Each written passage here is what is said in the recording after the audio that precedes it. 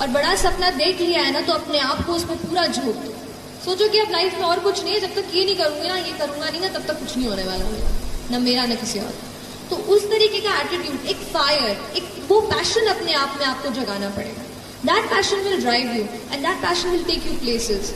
2-4 line ही है कि डर मुझे भी लगता था फासला देखकर, डर मुझे भी लगता था फासला देखकर, पर मैं बढ़ता गया रास्ता देखकर।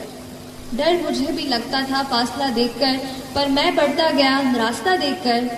खुद ब खुद मेरे नजदीक आती गई, खुद ब खुद मेरे नजदीक आती गई, मेरी मंजिल मेरा हौसला देखकर, मेरी मंजिल मेरा हौसला देखकर। तो आप अपना हौसला बुलंद कीजिए, बड़ा सपना देखिए, बड़ा सपना देखने से डरिए मत, लेकिन जितना बड़ा आपने सपना देखा है उतनी ही बड़ी मेहनत करेंगे तो आप यहाँ आएंगे और फिर मुझे जरूर बुलाएंगे, है ना। चलिए, थैंक यू सो मच। हम आप सब लड़का लड़की से कहना चाहेंगे कि अभी वक्त है, अभी सर झुका के पढ़ लीजिए। वादा है आपसे कि जिला में सबसे ऊंचा सर आपका होगा, लेकिन अगर अभी आप सोचिएगा आराम करने के लिए, पूरी जिंदगी आपको तकलीफ उठानी पड़ेगी। अगर आज आप किताबों के दीवाने हो गए ना, तो कल दुनिया आपकी दीवानी हो जाएगी। किसी ड्रीम गर्ल के लिए ना अपने माँ बाप के ड्रीम को कभी नहीं छोड़ना चाहिए। आप लोग जो सोचते हैं ना इधर उधर, वो खुशी तो आप लोगों ने कभी देखा ही नहीं। कोई स्टूडेंट अभी तक खुशी नहीं देखा। हम आपको व्यक्तिगत बताते हैं। देखिए, खुशी कब मिलेगी आपको? जिस दिन आपको जॉब मिलेगा ना, और जो पहली सैलरी मिलेगी वो भी नहीं खुशी है। जब आप अपनी पहली सैलरी ले जाके अपनी माँ के हाथों में देंगे ना, तो आपकी आंखों में आंसू होगा। आप याद करेंगे कि जिस माँ की उंगलियों को पकड़कर हमने चलना सीखा, आज उसको हमने अपनी पहली कमाई दिया है। और जब कमाने लगेंगे ना, तब समझ में आएगा कि लाखों रुपए की अहमियत कुछ नहीं है, वो 1 रुपए के आगे जब माँ स्कूल जाते वक्त दिया करती थी। और गौर से देखा करो अपने माँ बाप के आंखों में, ये वो आईने होते हैं जिसमें बच्चे कभी बूढ़े नहीं होते। देखिए, जीवन में ना अपने अंदर से अहंकार बिल्कुल निकाल दीजिएगा। अहंकार बहुत ही खराब चीज है। कहते हैं कि अहंकार में इंसान को इंसान नहीं दिखता, छत पे चढ़ जाओ तो खुद का मकान नहीं दिखता। अहंकार नहीं करना चाहिए। छत को बहुत गुरूर था छत होने का, 1 मंजिल और बनी और छत फर्श हो गया। अहंकार कभी नहीं कीजिएगा। तूफान ज्यादा होती है तो कश्ती डूब जाती है, और घमंड ज्यादा हो जाती है तो हस्ती डूब जाती है। जिस दिन आपको घमंड होने लगे ना अपने आप के ऊपर कि हम बहुत बड़े हो गए हैं, हम बहुत पढ़ लिए हैं, हम बहुत सक्सेसफुल मैन हो गए, हम बहुत बड़े बिजनेसमैन, हम बहुत, मतलब जिस दिन आपको घमंड हो गया ना, उस दिन आप शमशान घाट में जाके देखिएगा, आपसे नायाब लोग, आपसे अच्छे अच्छे लोग वहां खाक बन गए।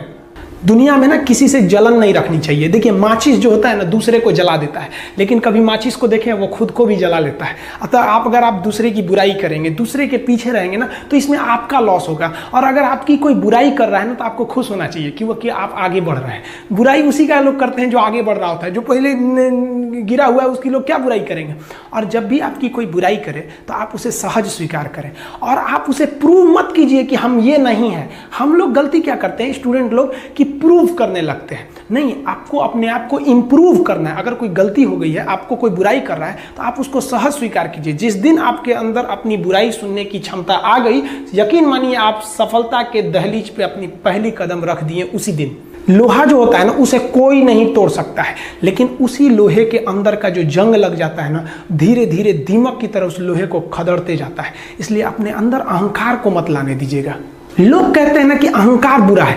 जीवन में हम जो अनुभव किए हैं, अहंकार से भी खराब चीज होता है गुस्सा।